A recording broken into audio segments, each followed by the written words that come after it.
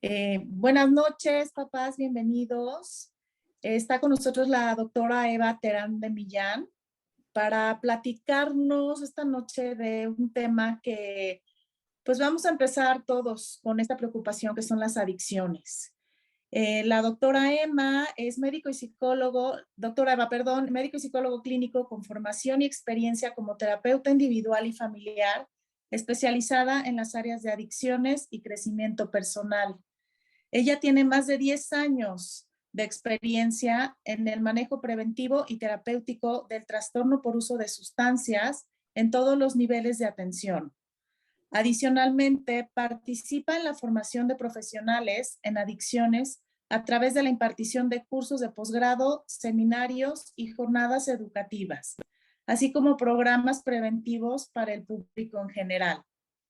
La doctora Terán además ejerce de manera privada la consulta médica terapéutica, especialista en adicciones, es docente en adicciones en el Centro de Estudios Superiores Montefénix, psicoterapeuta individual y familiar, también en el Centro de Estudios Superiores Montefénix. Doctora Eva, bienvenida. Muchísimas gracias por estar con nosotros hoy. Muchísimas gracias. De verdad, para mí es un placer y además agradezco la oportunidad que me está brindando el Instituto Educativo LINCA para compartir con ustedes información actualizada acerca del trastorno por uso de sustancias. Lamentablemente, después de 4 décadas de exhaustivos estudios, todavía se mantiene esa visión moralista de esta enfermedad, esa visión punitiva, y no se posiciona en el nivel que ya estas investigaciones nos han planteado. Estas investigaciones nos han dado luz acerca de la naturaleza, de la biopsicología, de las características y sobre todo de cómo prevenirlas. Porque si bien es cierto, es una enfermedad muy compleja, como lo vamos a ver, es absolutamente detectable desde los inicios y totalmente manejable. Entonces, para empezar, es importante que conozcamos qué es el trastorno por uso de sustancias y a qué nos referimos cuando estamos hablando acerca de este proceso. El trastorno por uso de sustancias es una enfermedad progresiva.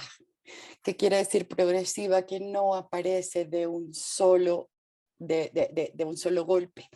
De hecho, desde los inicios de la enfermedad hasta que se manifieste el cuadro completamente, pueden pasar años y ahí es donde los avances nos han ayudado a identificar las diferentes características de cada etapa y eso nos ha permitido incluso abordarlo desde etapas muy tempranas. Este proceso, esta enfermedad compleja afecta al ser humano en absolutamente todas sus dimensiones, a nivel físico, a nivel psicológico, a nivel social.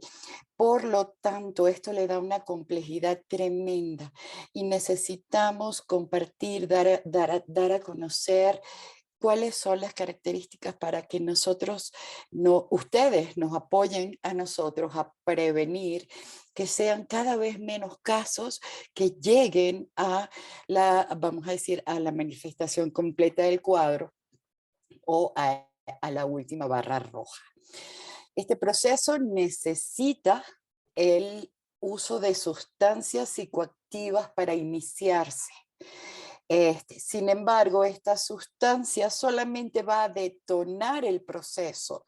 Luego, cuando ya se instala el proceso a nivel del cerebro, todas las sustancias van a actuar en el mismo sitio. Esto lo vamos a ver con muchísimo más detalle. Al comienzo de estas etapas o en las primeras etapas, los cambios son más que todo conductuales en la manera de pensar, en la manera de sentir, en la manera de actuar, y muchas veces estos cambios o estas conductas pueden confundirse con otras situaciones. Aquí vamos a ver conductas como de intolerancia, vamos a ver hostilidad, vamos a ver compulsión, vamos a ver malcriadez, manipulación, mentir. Entonces, obviamente son conductas que aisladas pueden confundirse con otras situaciones, pero que ya afortunadamente nosotros hemos como identificado un síndrome particular que, combinado con el uso de sustancias psicoactivas, nos permiten entonces abordar este proceso aún en etapas tempranas. Los cambios orgánicos, es decir, ¿a qué me refiero con esto? Durante las primeras etapas no hay cambios a nivel cerebral estructurales, sino hay cambios funcionales. El cerebro comienza a funcionar de manera diferente, pero si la enfermedad progresa o sigue progresando, sí va a haber cambios a nivel de la estructura del cerebro, y esto va a hacer que la enfermedad entonces se haga irreversible. ¿Qué sucede? ¿Cómo conocíamos esta enfermedad o cómo es que se ha dado a conocer? Antes se hablaba de la etapa de abuso y de la etapa de dependencia, pero las investigaciones nos han dado luz y nos han demostrado que no son dos procesos separados, sino que se trata del mismo proceso, que hoy, en lugar de adicción o en lugar de dependencia, hablamos de trastorno por uso de sustancias en 3 fases. Hablamos de la fase leve, de la fase moderada y de la fase severa. Entonces, estamos hablando del mismo proceso, por eso ya no tenemos la diferenciación. Y fíjense algo, hoy por hoy hablamos de cualquier estilo, cualquier tipo, cualquier patrón de consumo de sustancia que le genere problemas a la persona. Estamos hablando de un trastorno por uso de sustancia, y lo tenemos entonces que ubicar entre leve, moderado o severo. Las investigaciones aún nos permitieron descubrir que hay factores predisponentes en cada persona para poder determinar, o mejor dicho, para prevenir el desarrollo aún antes de que se lleve a cabo el consumo. Entonces, como les quiero compartir en esta lámina, lo que sabemos hoy es totalmente mucho más avanzado de lo que sabíamos hace 40, 50 años, pero aún las investigaciones se están moviendo con una velocidad increíble y nos falta muchísimo por conocer. La mayor parte de las investigaciones las hacemos en alcohol.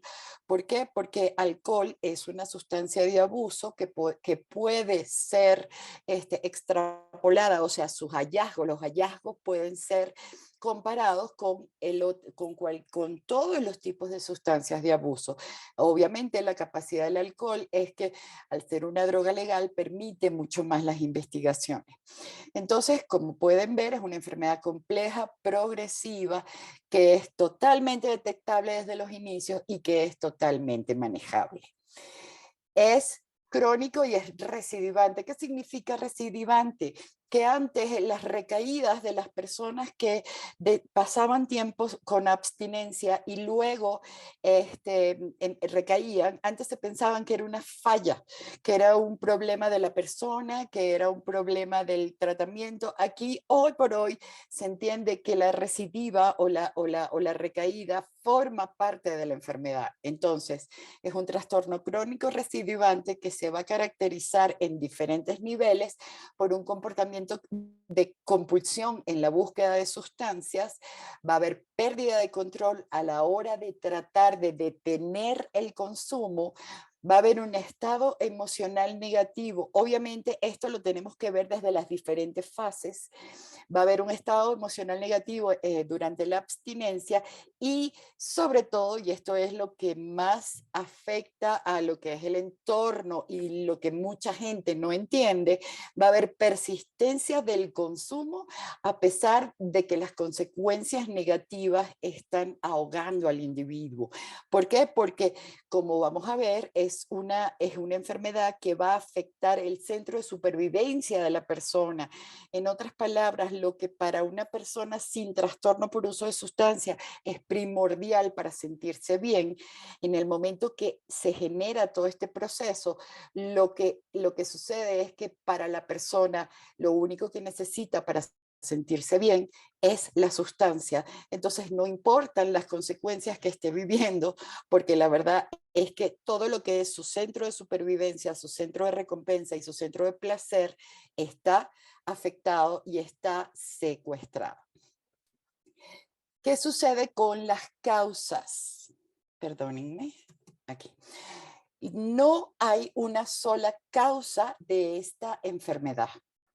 Simplemente es una enfermedad que se desarrolla a través de muchos factores. Hay factores, perdónenme, hay factores en el individuo, hay factores en el contexto y hay factores propios de la droga. Todo eso va a hacer que no haya una sola causa. Es la confluencia de muchos factores que van a determinar que una persona desarrolle la enfermedad. Obviamente, como lo vamos a ver más adelante, los aspectos de la droga son bien característicos. Aquí en la próxima es todas las drogas, de todas las sustancias de abuso, a pesar de que actúan en el mismo centro cerebral, que es el centro de recompensa, van a tener diferente potencial adictivo. Entonces, esto también va a determinar la vulnerabilidad que tenga una persona para desarrollar adicción. También el tiempo de consumo que tenga esa persona va a determinar y aspectos farmacológicos propios de la sustancia. En el contexto van a haber factores familiares, sociales, culturales, y en el individuo vamos a tener factores biológicos y psicológicos. La verdad que no es el espacio, tampoco es mi intención abrumarlos con todo lo que son los aspectos farmacológicos, pero lo que sí es importante que hoy quede claro es que tenemos diferentes sustancias, no tenemos un solo tipo de sustancia. O sea, cuando hablamos de drogas, hablamos de grupos o grandes grupos de sustancias donde están los depresores, los estimulantes, los alucinógenos y los mixtos. Además están las drogas de diseño. De hecho, en este momento el Instituto Linca cuenta con un folleto que al finalizar lo vamos a compartir para todos, donde ustedes pueden revisar las principales drogas de los diferentes tipos, y ahí van a ver que tenemos una diversidad enorme de drogas, y además todos los días se están fabricando más y más en laboratorios ilegales, lo que nos obstaculiza a nosotros saber exactamente qué tiene una droga y qué están consumiendo nuestros jóvenes afuera, porque no hay ningún control en esto. Aquí el tema, que independientemente de la variedad enorme que hay, todas van a funcionar, o mejor dicho, van a tener su efecto a nivel del área de la recompensa o el área de la supervivencia, que es esta zona. Entonces, ¿qué quiere decir? Un individuo puede empezar con una sustancia, pero una vez que el proceso se va desencadenando, todas las sustancias de abuso van a tener el efecto de repotenciar todo lo que es este proceso. Si comienza con marihuana, después alcohol, es simplemente para el cerebro como si estuviera consumiendo la misma sustancia. Esto es bien importante porque sí sé que hay varios mitos en donde no, mi droga no es esa, mi droga es esta, no, mi droga, no. O sea, en el momento que se desarrolla la enfermedad, todas las drogas actúan en el mismo sitio. Con respecto a los factores de los factores individuales y a los factores del contexto, el tema no es tan sencillo. ¿Por qué? Porque no se habla de un solo factor, sino se habla de los factores de protección y los factores de riesgo. Hoy por hoy sabemos que hay factores de protección y de riesgo, y que lo que en este momento es importante es mantener o acrecentar los factores de protección de manera de que no se detone, o mejor dicho, no entren en acción los factores de riesgo para que confluyan y generen el proceso. Fíjense aquí, esta es una representación, es una represa. Todos sabemos el enorme riesgo que implica tener acumulada agua en todos los factores, gran cantidad de agua en ¿cómo se llama? En represas, todo lo que el desastre y el riesgo que podría ocurrir si esta agua se desborda. Sin embargo, mientras se mantenga una pared firme que proteja toda esta zona, no va a desarrollarse el desastre. ¿Por qué? Porque el factor de protección, no importa la cantidad de riesgo que haya, el factor de protección va a contener todo el posible o potencial riesgo que exista. Entonces, el mensaje hoy a todas, tanto escuelas, tanto padres, tanto individuos que consumen, es: fortalezcamos los factores de protección de manera de que los factores de riesgo se minimicen. Y aquí la familia tiene un papel primordial. Fíjense, a diferencia de lo que muchísimas personas aún creen, y es que la familia es responsable, mi mamá, mi papá. No, no, no. En factores de riesgo hay igualdad tanto en el contexto, en la familia, en el individuo. Pero a nivel de protección, la familia tiene el estandarte y tiene la fuerza más importante para generar ese desarrollo de factores de protección en el individuo. Fíjense, por ejemplo, la lista es enorme de los factores de protección y de los factores de riesgo. Sin embargo, yo resumí los que son más relevantes. Por ejemplo, en el contexto, familia, grupos sociales o grupos de pares, la publicidad y la industria y los intereses que tienen muchísimas empresas simplemente para vender. Entonces utilizan recursos para llamar la atención de los adolescentes, que como vamos a ver, uno de los problemas que tenemos es la edad del inicio del consumo, que mientras más precozmente se inicie, más complicado se hace todo el cuadro.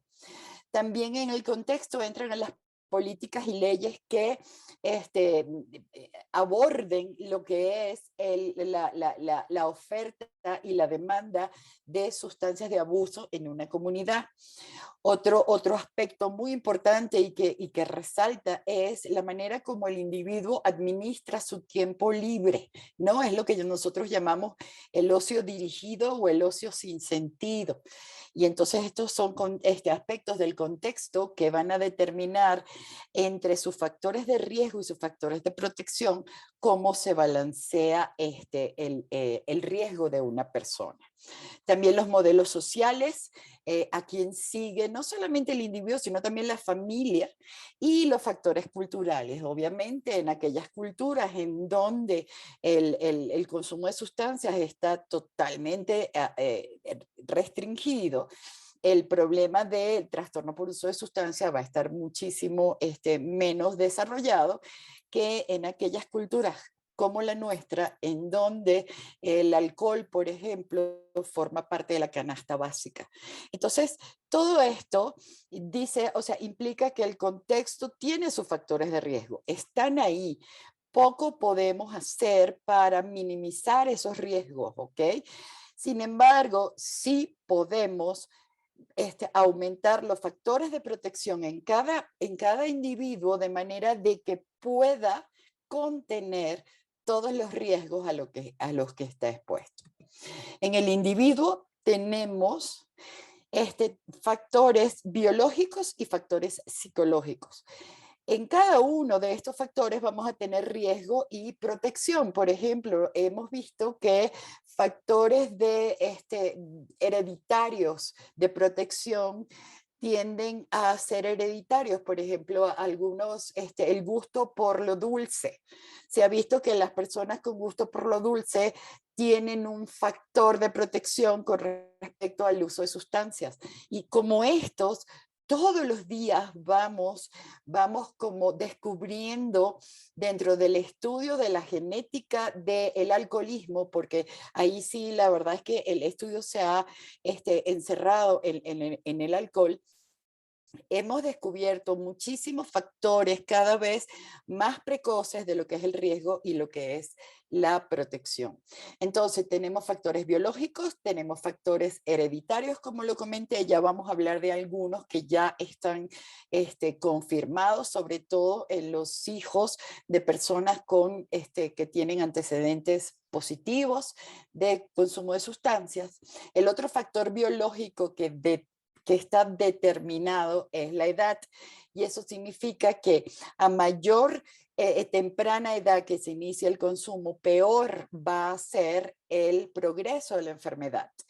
Y obviamente aquí entra lo que es la adolescencia. La adolescencia es la etapa de mayor vulnerabilidad para el desarrollo del trastorno por uso de sustancias. Dentro de los factores psicológicos tenemos rasgos de personalidad, algunos son de protección, otros son de riesgo. Vamos a ver los que son de riesgo, que me pareció muy importante que conociéramos cuáles son esos factores. Aspectos psicosociales, me refiero a la parte de habilidades sociales, a habilidades de la toma de decisiones, asertividad, maneras de manejar el estrés. Y dentro de los aspectos emocionales está sobre todo el manejo y la capacidad de regular las emociones. Todo esto, como pueden verse, son aspectos que se aprenden en casa, se aprenden en familia. Y aquí es donde comenzamos a ver, porque un niño puede tener una personalidad impulsiva, como vemos que es uno de los rasgos de mayor riesgo, o una personalidad de alta emocionalidad. Sin embargo, si tiene en su familia un contexto adecuado que lo contenga, que lo enseñe o que aprenda a manejar las emociones de manera adecuada, a expresarlas, a diferenciar lo que es emoción de destrucción o de ofensa, todo esto va a servir de protección, y así que no va a importar que el joven tenga ese rasgo de riesgo, porque su familia y su contexto lo contendría, lo podría contener. La edad, entonces, como les comenté, es uno de los aspectos, o mejor dicho, la adolescencia es la etapa más vulnerable en el consumo de sustancias, y esto tiene que ver con bueno, varias razones, pero la más importante son dos. La primera es la cantidad de cambios que ocurren en la adolescencia. En la adolescencia es un proceso de transición en muy poco tiempo, en donde el individuo pasa de niño a adulto, en donde hay cambios en todas las dimensiones de la persona y que ocurren en un tiempo muy, muy pequeño. Entonces, vamos a ver que ese desarrollo tan rápido está más a expensas de los órganos sexuales.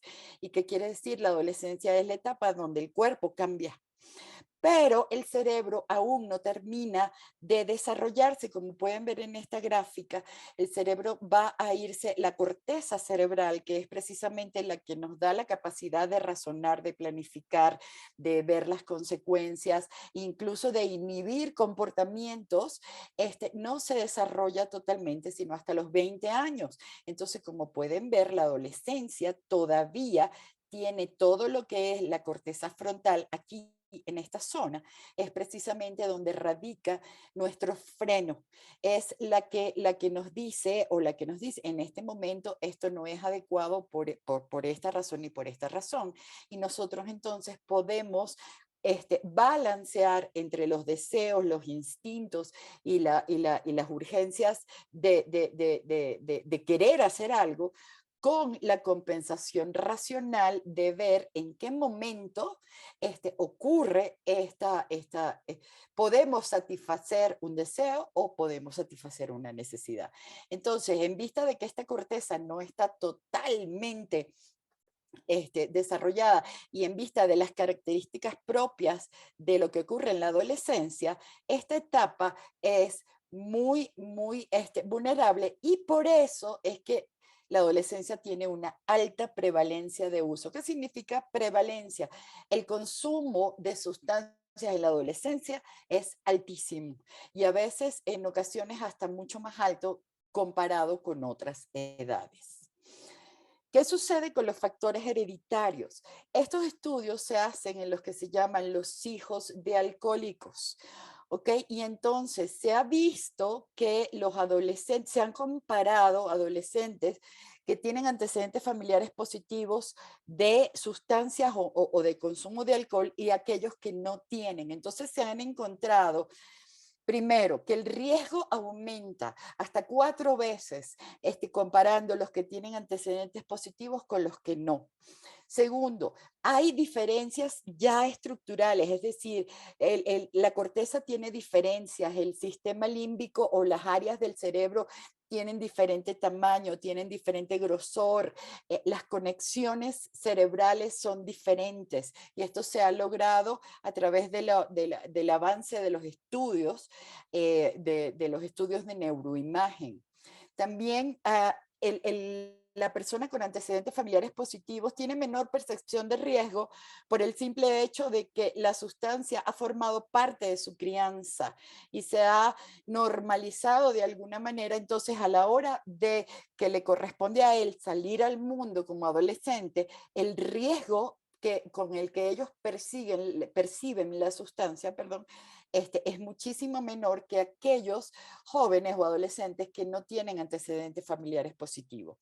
Los síntomas problemáticos ¿se acuerdan al comienzo en esta progresión que les mostré? Los síntomas problemáticos en los adolescentes con antecedentes familiares van a aparecer antes y los síntomas van a ser muchísimo más severos. El nivel de dependencia que van a alcanzar va a ser más rápido y mucho mayor y sobre todo el control que van a tener sobre el consumo va a ser mucho más, mucho menor que aquellos que aquellos adolescentes con familiares sin antecedentes positivos. Entonces, teniendo en cuenta todo esto, no solamente la adolescencia es vulnerable, sino también un adolescente que tenga antecedentes familiares positivos de trastorno por uso de sustancia es doblemente, está en doble riesgo. ¿Cuáles son de los aspectos psicológicos? ¿Cuáles son los aspectos que tienen mayor riesgo? Como les comenté, la lista es larguísima y procuré entonces sintetizar de manera de que ustedes puedan tener claro cuáles son los factores de riesgo que hoy a nivel psicológico de la persona para nosotros está claro que son como marcadores de riesgo que debemos neutralizar, ya sea a través del entrenamiento de habilidades, ya sea a través del apoyo a la familia. Es decir, estos son riesgos, pero no significan que porque sí va a desarrollarse. No, precisamente cuando nosotros vemos alguno de estos riesgos es donde manejamos los factores de protección de manera de lograr un equilibrio. Estos son baja autoestima. La baja autoestima incluye el bajo autoconcepto, la baja autoestima incluye la baja asertividad. Entonces, una persona con baja autoestima está en muchísimo mayor riesgo. ¿Por qué? Porque primero necesita pertenecer, necesita verse al otro, necesita buscar aprobación, no sabe decir que no. Entonces son esta serie de aspectos que van a verse aumentados en la persona de baja autoestima y que son los primeros que necesitamos desarrollar para entrar, cuando el individuo entra en la adolescencia y está realmente bombardeado por todos los riesgos que tiene la adolescencia. Entre los rasgos de personalidad que han resultado ser de mayor riesgo tenemos la emocionalidad negativa. ¿A qué me refiero? Ese individuo que es gruñón, que por naturaleza está siempre enojado o se enoja por todo o que de verdad que es muy sensible y las cosas como que le pegan más de lo normal. Entonces, que esa persona que pareciera que está como más, que es como hipersensible, ese rasgo de personalidad. Ojo, porque eso no es bueno, eso no es malo. No es ni bueno ni malo, eso forma parte de la personalidad del individuo. Sin embargo, este tipo de personas necesitan que sean reforzados todo lo que son los factores protectores de manera de que la vulnerabilidad no se mantenga. La impulsividad también es otro rasgo de personalidad que está más que claro que está en riesgo. ¿Por qué? Porque son aquellos que no ven consecuencias, son intolerantes a la frustración, necesitan respuesta inmediata, quieren que las cosas sean ya, ahora, y no me importa y lo hago. Entonces, este tipo de personalidad, de nuevo, aislada no es ni buena ni mala, pero hay que manejarla y protegerla para generar que el riesgo disminuya. Y por supuesto, el rasgo de personalidad, búsqueda de novedad. ¿Por qué? Porque eso es una de las principales cosas que se busca con este tipo de sustancias. La tendencia a la distracción también es un aspecto que tiende a aumentar el riesgo. La manera como la persona lidia con su estrés. También porque para lidiar el estrés tenemos dos tipos, dos grandes grupos de afrontamiento.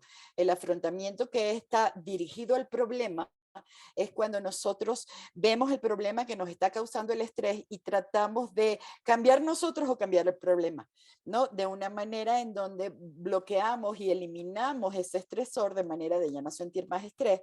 Y están los afrontamientos evitativos, que están más dirigidos a la emoción.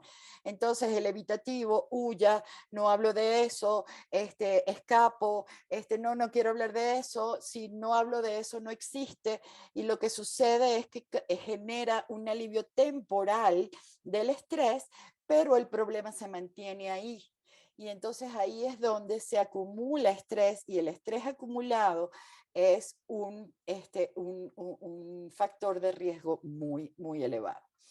La escasa habilidad de resolución de problemas, obviamente, porque se recurre a métodos para solucionar el problema que no son adecuados, y en la adolescencia la mejor manera de enfrentar un problema es, ¿cómo se llama? Escapándome.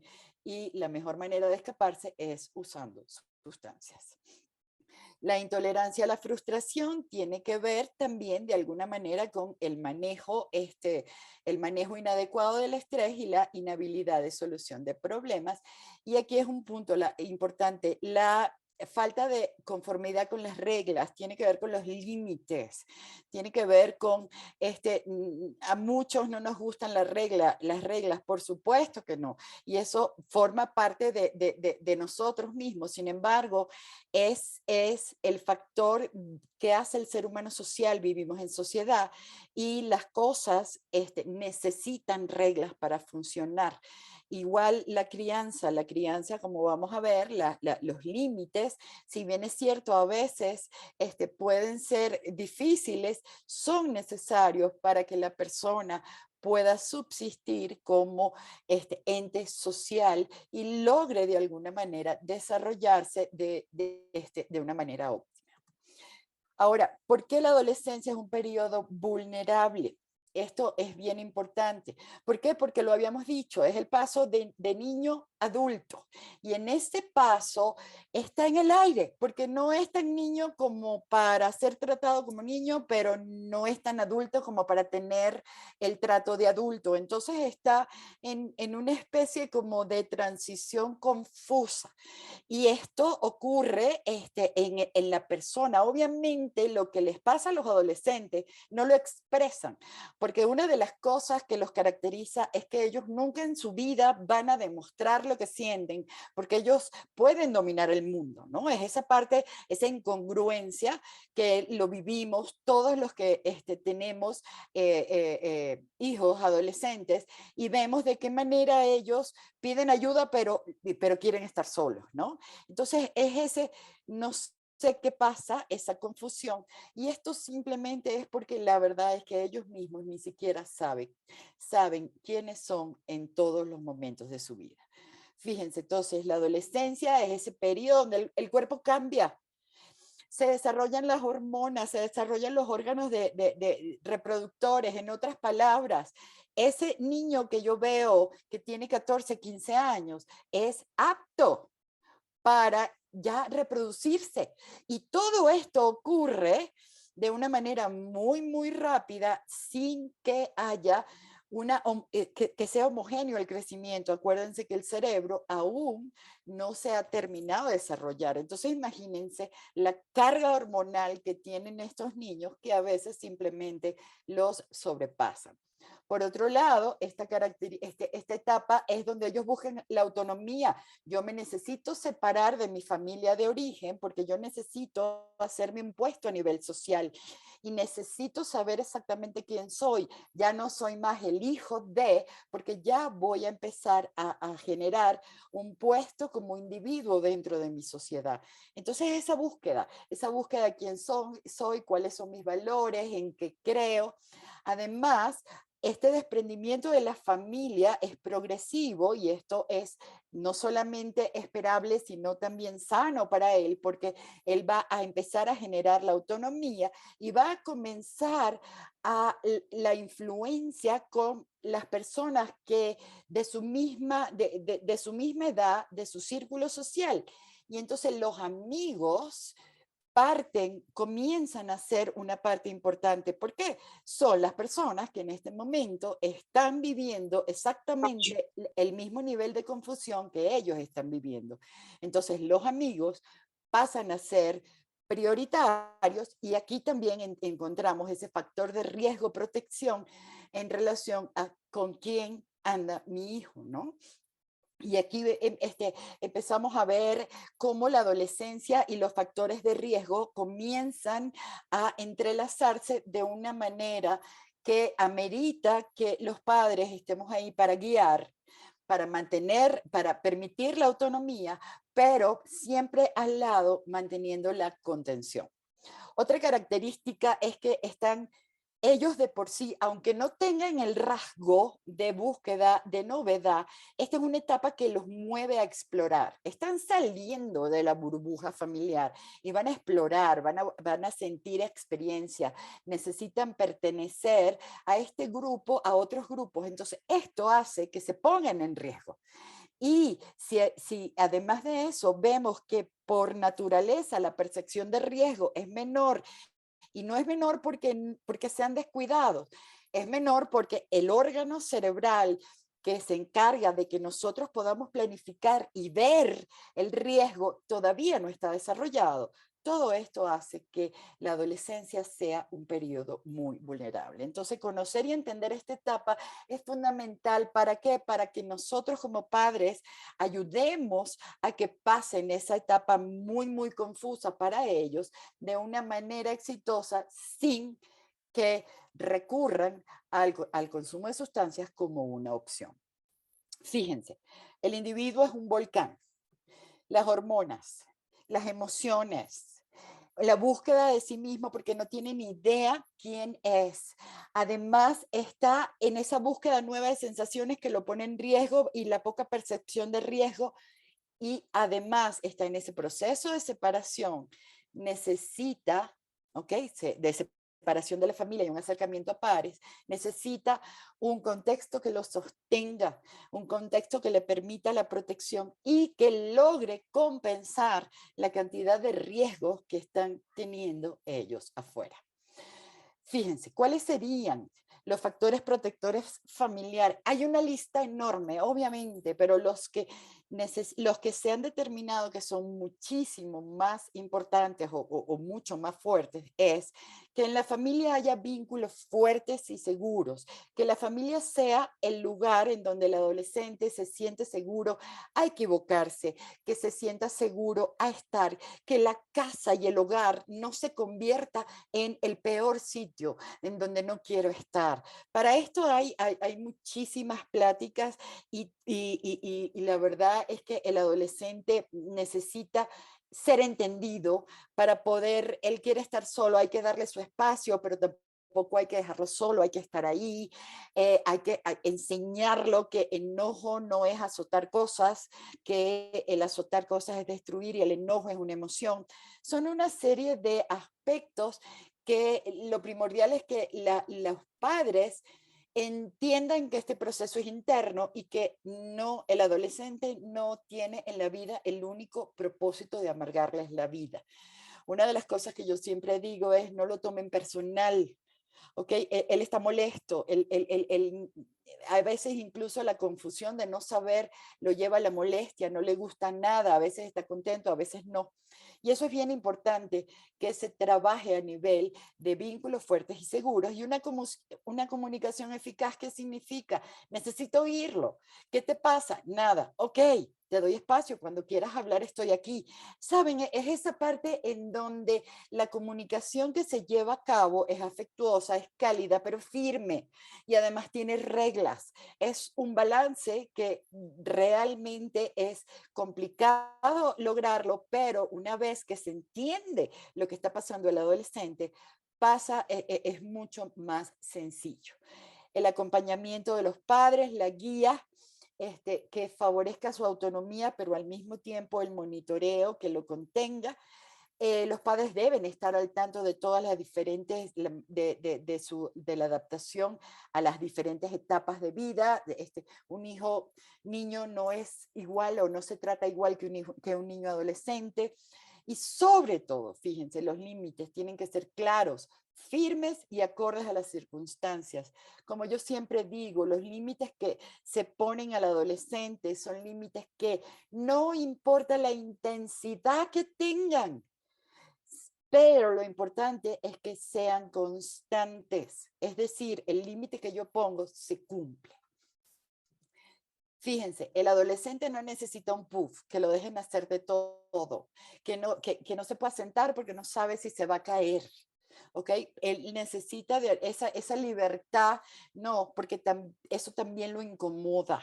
Tampoco necesita una silla de fuerza que lo restrinja y no le permita crecer como un individuo.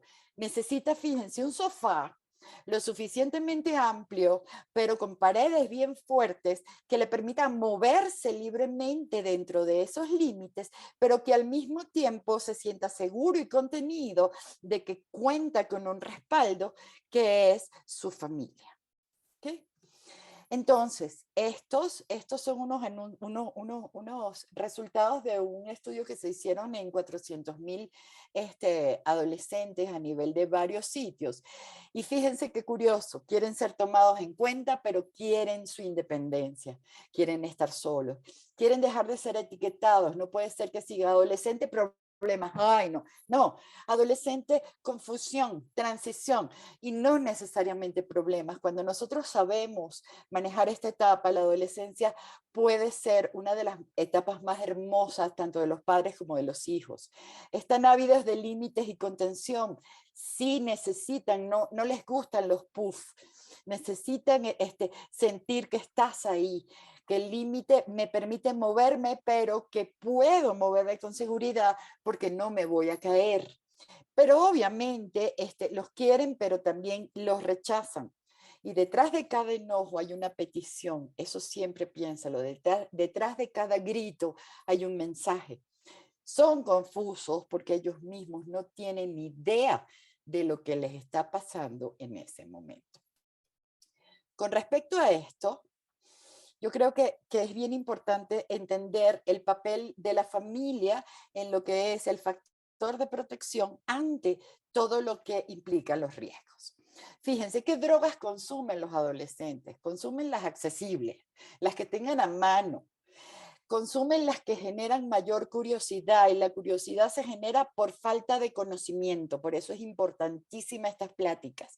Mientras más se conoce de la sustancia, menos curiosidad genera. Lo oculto es lo que genera curiosidad.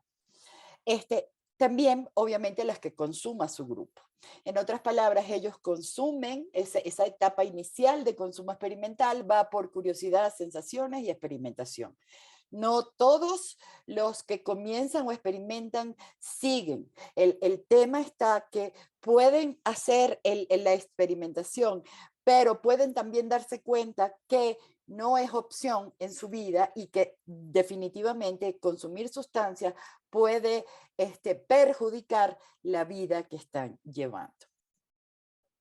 El consumo de drogas en la adolescencia no es estable, es un periodo que tiene dinámicas de subidas, y en este último estudio que hizo Villatoro Velázquez, que es el que se encarga de todas las encuestas a nivel nacional de sustancias, nos pudimos dar cuenta que los periodos de transición de secundaria a bachillerato y de bachillerato a prepa y de prepa a universidad son los periodos que tienen estos picos. Y las drogas de elección en nuestros adolescentes siguen siendo alcohol, tabaco y marihuana. El alcohol se empieza a consumir a los 13.4 años, el tabaco se empieza a consumir a los 14 años, y de cada 10, 4 consumen tabaco, y de alcohol, de cada 10, 6 han consumido alcohol alguna vez en su vida, y 1 ya ha consumido alcohol en exceso. Entonces, como pueden ver, tampoco los quería bombardear con tanta estadística, pero el asunto del consumo de sustancias en la adolescencia lo tenemos al lado, no es algo tan lejano. Así que, sin ánimo de espantarse y de entrar en pánico, sí necesitamos estar atentos. ¿Para qué? Para prevenir. ¿Cuáles son los criterios de evaluación y diagnóstico que hoy tenemos? Fíjense, esto lo propuso la Asociación Americana de Médicos Adictólogos, y de alguna manera estamos tratando de ponerlo en práctica. Obviamente, en nuestro país todavía no se instala, sin embargo, somos muchos los que ya estamos siguiendo esta guía. Fíjense, lo que es la evaluación no solamente se toma por el consumo, sino toma aspectos del consumo, de la parte física, de la parte de emociones, o sea, cómo maneja las emociones, cuál es la manera de pensar, la parte de psicología, las características que tenga para cambiar, o la motivación que tenga para cambiar, cuáles son sus problemas sociales y de qué manera podemos de alguna manera prevenir que este individuo recaiga. Esto, a través del estudio de todos estos, hoy por hoy sabemos que cada fase va a tener su tipo de intervención, cada característica, cada persona. Por eso es que el tratamiento para el trastorno por uso de sustancias debe ser personalizado, porque lo que puede ser riesgo para una persona puede no serlo para otra. Entonces, como están viendo que hay tantos factores involucrados, cada caso debe verse de manera separada y cada caso debe personalizarse para que el tratamiento sea de acorde a lo que esa persona necesita. Por último, para terminar, y con esto quiero decir algo, signos de advertencia, sí los va a apoyar, pero recuerden algo: si en algún momento ustedes llegan a descubrir esto, antes de saltar y decir, acuérdense de algo, la sustancia está supliendo algo, la sustancia está cumpliendo una función. Y antes de caer en pánico, lo primero que hay que hacer es hablar con ese individuo y decir, ¿para qué te está funcionando esto? ¿Qué necesitas que no estás logrando contigo mismo y que estás recurriendo a la sustancia para lograr? Entonces es bien importante que entendamos que la sustancia no es porque este joven es voluntarioso, porque le dio la gana. No, la sustancia se presenta como una opción ante una carencia social, una carencia psicológica, cualquiera de todos estos que ya hemos visto. Entonces, si en el momento que descubrimos que nuestro hijo, que el amigo de nuestro hijo está consumiendo, antes de saltar empezar, es importante entender qué papel está o qué carencia está supliendo esta sustancia. Entonces, miren, tenemos signos generales que tienen que ver, obviamente, con los cambios de comportamiento. Son nuestros hijos, sabemos cómo son, en qué sentido. Él es despistado siempre, pero ahorita está mucho más. Ahí hay un cambio. En otras palabras, cambios del comportamiento regular que yo conozco en mi hijo. Cambios en el desempeño escolar no quiere decir bajo, no. Puede ser que él iba en términos medios, pero que de repente tuvo un bajón. Y aquí lo importante es la palabra clave, es cambios. Algo no está ocurriendo de la misma manera que venía ocurriendo desde hace algún tiempo. Él empieza a tener disminución en los intereses en las actividades habituales, hay cambios de sus rutinas y hay cambios del grupo de pares. Entonces, esto, como pueden ver, son cambios muy generales. Sin embargo, se ha visto que ya al aparecer este tipo de cosas, es importante que indaguemos un poco más. Muchos de los casos simplemente ha ocurrido estas manifestaciones no por sustancias. Sin embargo, muchos de los casos de consumo de sustancias han pasado por esto. No sé si me explico. O sea, no todo cambio en el comportamiento es consumo de sustancia, pero todo consumo de sustancia tuvo cambio en el comportamiento. Entonces, debido a esto, es importante indagar si aparecen alguno de estos. Obviamente las sustancias, como les comenté, y ya lo van a ver en el folleto, tienen sus diferencias. Entonces, por ejemplo, los signos de la marihuana es sed, sequedad, intolerancia a la luz, aumento del apetito, lesiones en los dedos y de repente no solamente risa inmotivada, sino unos comentarios aislados, de repente hay profundidad en los pensamientos, mayor abstracción y sobre todo lentitud de los pensamientos. En cuanto a los estimulantes, tenemos también la pérdida del apetito, la pérdida de peso, comienzan a hablar muchísimo más rápido, ¿ok? A diferencia de la marihuana, empiezan a estar con mucho más rendimiento, pareciera que entonces como que no se cansan, pero el ánimo tiende a ser más irritable y más reactivo que lo normal.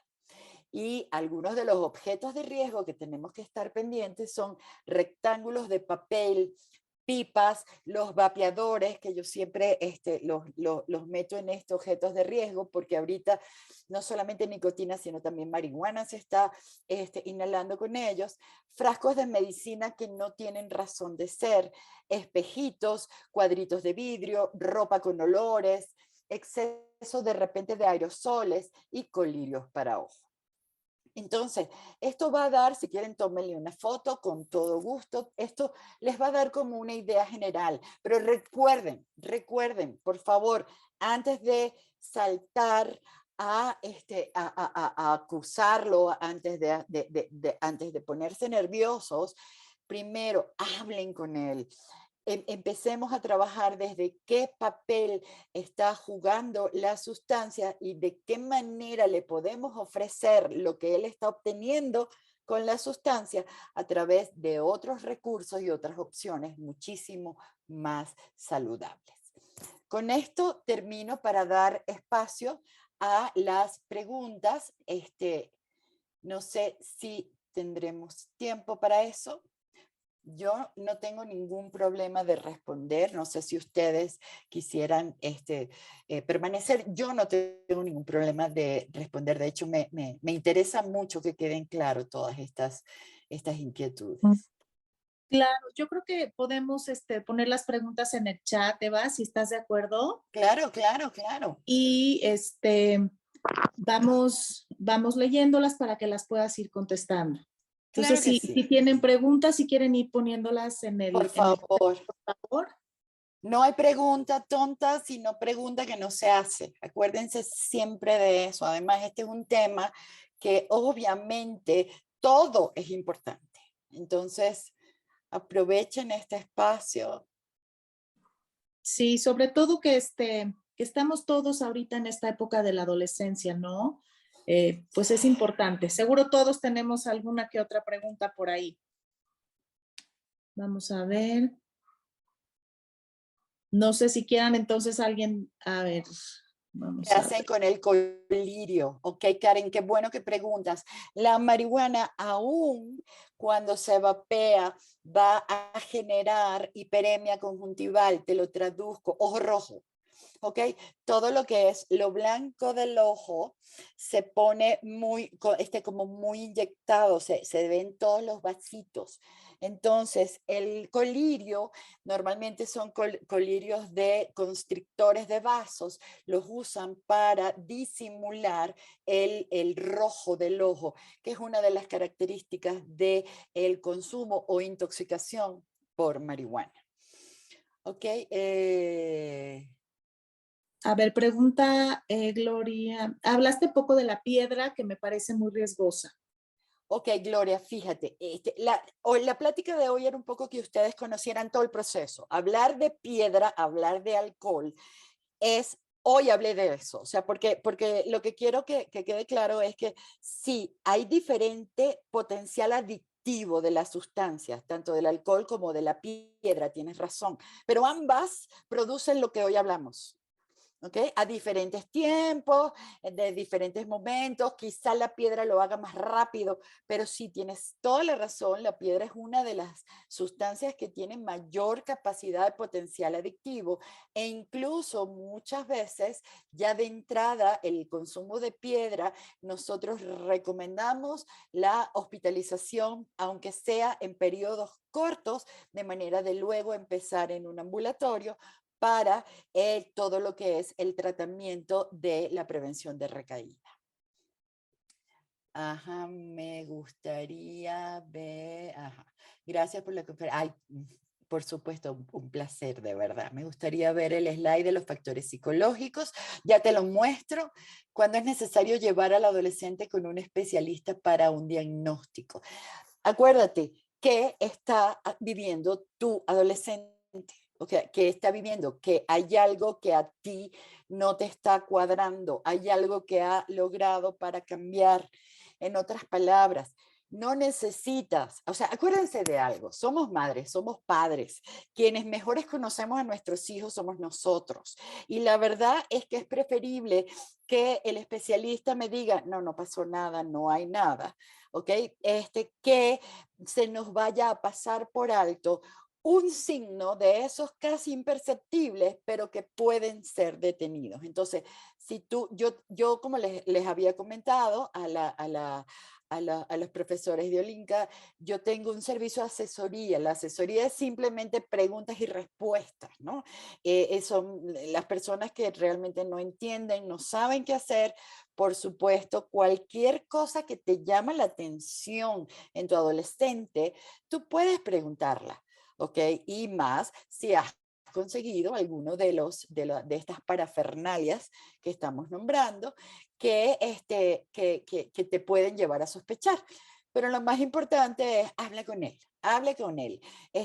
Renueva ese vínculo de comunicación que aun cuando asusta, aun cuando puede incluso enojarnos, es la mejor manera de manejar esto con ellos. ¿Ok? ¿Cómo podemos distinguir cuáles características son propias de la adolescencia y cuáles son? Porque viste en la pregunta que todos decimos, es tan confuso. Generalmente para nosotros, ¿ok? Que hemos ya visto muchísimos casos, se hace de alguna manera como sencillo saber, ok, aquí estamos hablando de, esto está pasado de raro para ser adolescente. Sin embargo, para ustedes, lo más importante, fíjense, es un cambio en la conducta.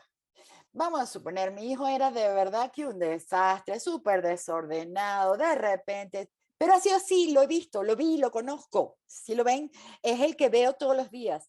Y en el momento que yo noto un cambio en el comportamiento de esta locura temporal que yo la considero que es propia de él, ahí es donde yo puedo decir, ok, aquí está pasando algo.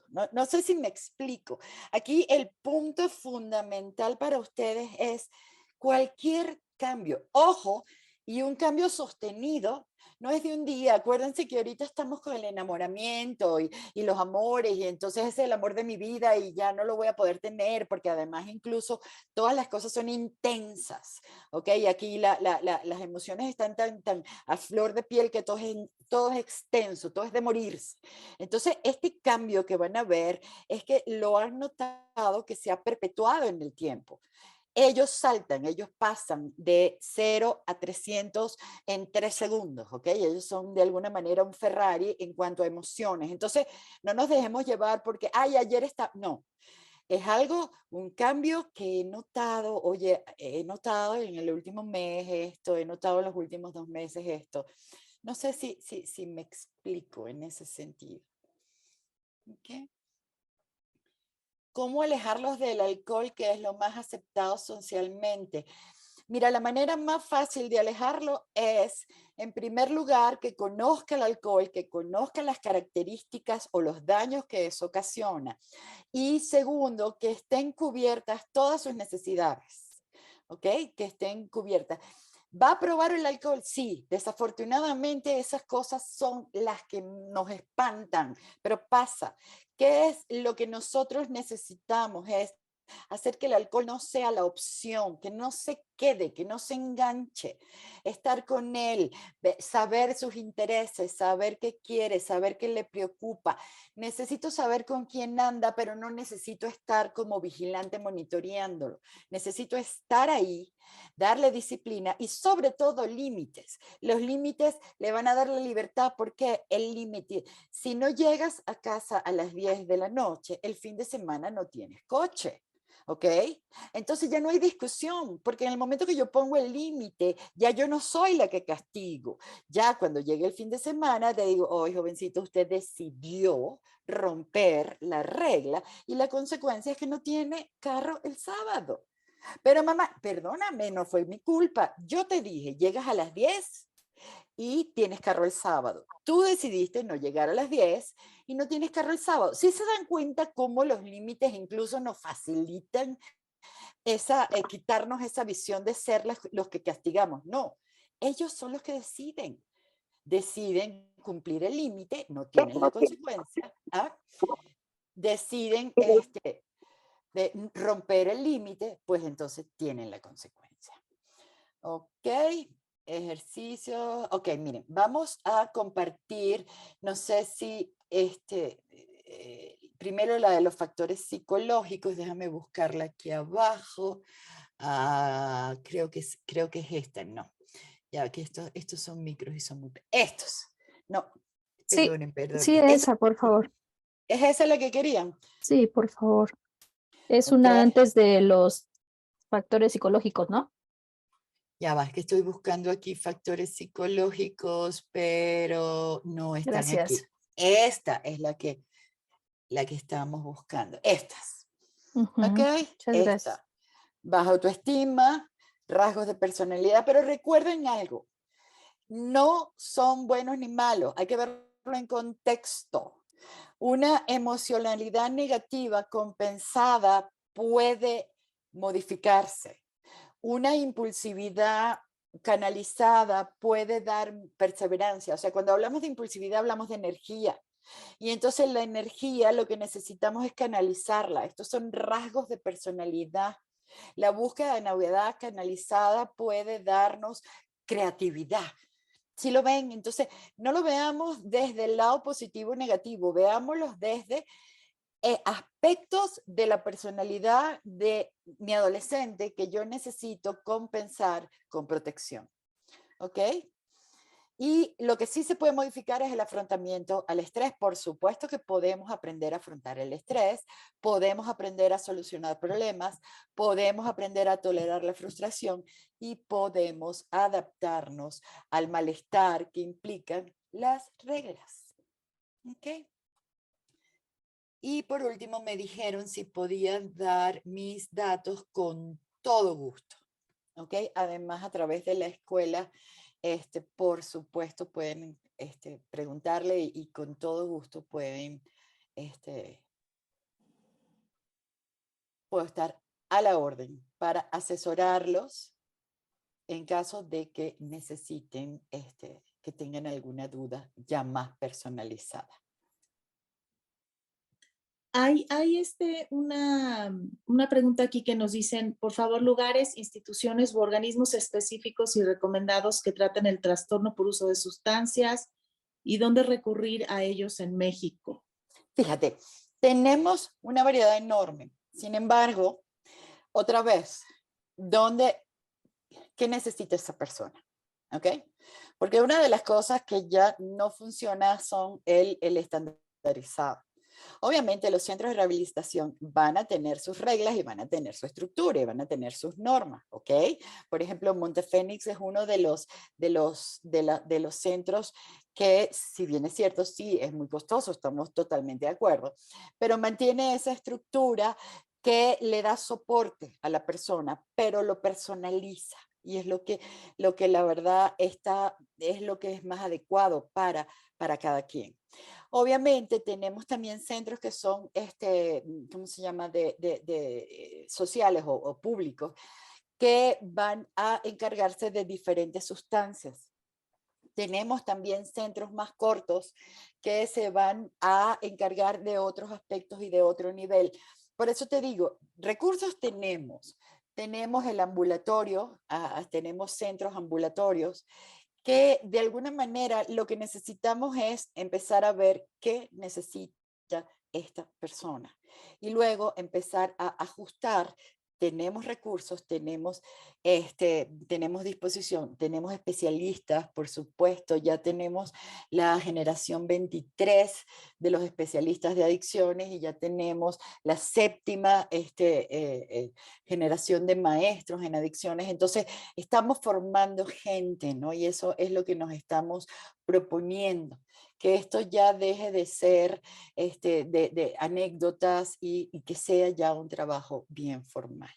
No sé si respondí tu pregunta, pero así de precisa te digo, hay que ver exactamente qué necesita el joven. ¿Okay? Hay que anticiparnos para poner límites, por supuesto. El límite hay que ponerlo con la consecuencia, además el límite es para mí. Es cuánto tiempo estoy yo tranquila sin que ese escuincle no tenga el aparato de video. Yo, no él. Porque la única manera de yo poder mantener el límite firme es, ok, yo nada más puedo estar tranquila 2 horas. Pues le digo, son 2 horas sin el aparato de video, pero no lo rompo, lo mantengo. Que aprende él, que cuando mi mamá dice una cosa, la cumple. Si lo ven, ahí es donde está el detalle, no importa la intensidad, o sea, lo que importa es la constancia. Hay una que nos saltamos, A ver. que dice, ¿qué tips prácticos nos puedes dar? Ejercicio, conocer a los amigos, estar al pendiente de sus redes sociales. ¿Nos puedes dar los tips que tienen mayor efecto protector? Creo que esa es una muy buena pregunta. Claro, conectar con tu hijo, ese es el mayor efecto, conectar desde la madre contenedora o del padre contenedor, en el sentido donde le das su espacio, lo respetas, no lo cuestionas, las conversaciones no son, ¿y cómo se te ocurrió hacer eso? ¿No? Las conversaciones son un poco, wow, eso que tú hiciste, te lo juro que a mí no se me hubiera ocurrido. Ajá, y explícame. Si lo ves, es una parte en donde acepto a mi hijo y por supuesto que a mí me parece una locura que estén ahorita con los de los likes, pero definitivamente para ellos tener no sé cuántos likes es importante. Es un poco, explícame un poco, es otra época, explícame un poco por qué eso es tan importante para ti. Es como meterme en el punto de él. Es de repente cuando empieza a gritar, hey, jovencito, no, gritando y peleándonos, no vamos a llevar a ningún acuerdo, ¿te parece? Si te calmas y en cuestión de 1 hora hablamos, sí, pero como dicen muchas mamás, muchas de mis mamás de mis talleres y de mis cursos, ay, pero tengo yo que controlarme. Exacto, ahí es donde está la clave. Yo necesito saber serenarme, yo necesito saber cuándo la cosa se me está yendo como de las manos, porque si yo grito, obviamente, ¿cómo voy a pedirle a él que no grite?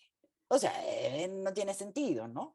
Entonces, aquí el tema es, yo necesito estar en mí, bien atornillada a mí, necesito oírlo, necesito interesarme. Ah, para mí es una tontería eso de las redes, pero para él no.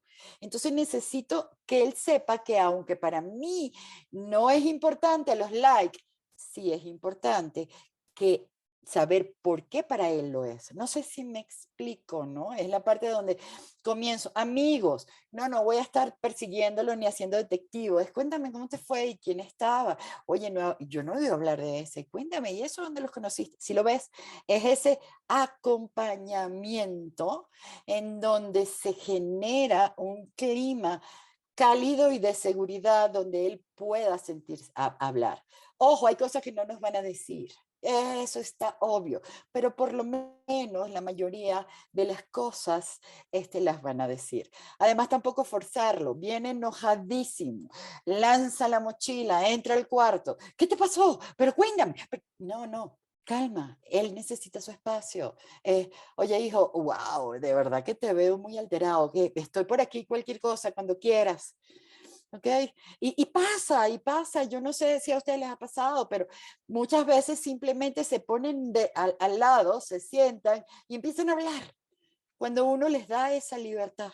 Entonces, ¿cuál es el tip principal? Conéctate con él desde el respeto mutuo, ¿ok? Acuérdense que ya un adolescente no es un niño, ya no estamos hablando de obedéceme porque sí, no, en la adolescencia se negocia. Ya no se manda, ya se negocia. ¿Y qué se negocia? Hay cosas que no son negociables, obviamente la seguridad, pero también hay que entender que ellos están probando su vida, ellos están creciendo y ellos también necesitan sacar sus propias conclusiones. Equivocarse, claro, y qué mejor sitio para equivocarse que casa. ¿Ok? Que estando en casa, en donde ellos puedan de alguna manera empezar a decidir y a ver qué es lo que más les conviene. ¿Ok? Sí, la chamba es nuestra. Ahí sí, de verdad que lo lamento, no les puedo decir que las cosas son solo ellos, no. Buena parte de la chamba es nuestra. Y tengo también yo que ver qué tanto es mi autoestima, qué tanto son mi regulación emocional, qué tanto es mi manera de manejar el estrés. Y empezando por mí es donde puedo darle a él todo el apoyo que necesite. ¿Ok? Ajá, pasamos. Para evitar que se interesen en probar las drogas, puede ser recomendable un poco permisivo en el consumo. No. O sea, hay una cosa que dice, tome conmigo, véngase, tome conmigo, aprenda a tomar conmigo. Ok, perfecto. El punto está en que sea permisivo, sea escondido, sea como sea. El punto es que el alcohol va a tocar el sistema de recompensa. Y en el momento que el alcohol o la nicotina toma el sistema de recompensa, acuérdense lo que estamos hablando, es la misma sustancia, se abre la puerta. Y pareciera mentira, pero es como un mundo. Mientras ellos no entran como al mundo de las drogas, como que mantienen como ese respeto hacia eso. Pero una vez que entraron con nicotina, con alcohol, con marihuana, con lo que quieran, ya el salto siguiente es más corto. Entonces sí, el alcohol, y ustedes de verdad creen que solamente van a tomar con ustedes y no con los amigos. Entonces, pero mi mamá me dejó tomar. Si lo ven, eso no tiene nada que ver en la parte de dar permiso, no. Si tú quieres tomar, esa es tu decisión, pero te va a pasar esto. Y la verdad que una de las cosas no negociables, yo siempre digo, es el consumo de sustancias antes que se desarrolle el cerebro, por favor. De hecho, uno de nuestros objetivos, no tanto a veces es que no se consuma, sino retardar ese consumo hasta que el cerebro esté maduro. Entonces, porque la verdad es que la posibilidad de que se desarrolle trastorno por uso de sustancia luego que se inicia el consumo después de la madurez es muchísimo menor que si se inicia en la adolescencia. ¿Ok? Ok, bueno, ustedes dicen. Pues muchísimas gracias, Eva. De verdad, bueno, tenemos a toda la gente todavía aquí. Qué bueno, de Comentarios verdad, muy buenos. gracias. Te Sí. agradecemos muchísimo tu participación. Me gustaría platicarles que la doctora Eva es parte de la comunidad Olinka. Su nieta es alumna de Primero PAI. Entonces la tenemos muy cerquita a nosotros. Claro que sí. Agradecemos muchísimo el haber estado con nosotros hoy en la noche y sobre todo también esa plática que le diste a nuestros niños que les llegó la semana pasada. Qué bueno, qué bueno. Mientras más conozcan, menos curiosidad da. Acuérdense de eso, porque y todos hemos sido adolescentes. Mientras más oculto, es como más curiosidad. Y mientras más no, es como no. A ver, ahora sí, sí lo ven. Entonces, empecemos como a hablar con mayor naturalidad con ellos, permitamos, respetemos, aceptemos. Y por ahí va el camino correcto. Okay. Muchísimas gracias. Aquí el reply. Entonces aquí, bueno, todo el mundo te está agradeciendo. Gracias por la información. Claro bueno, que sí, pues para mí de verdad un placer. El folleto Miss Iber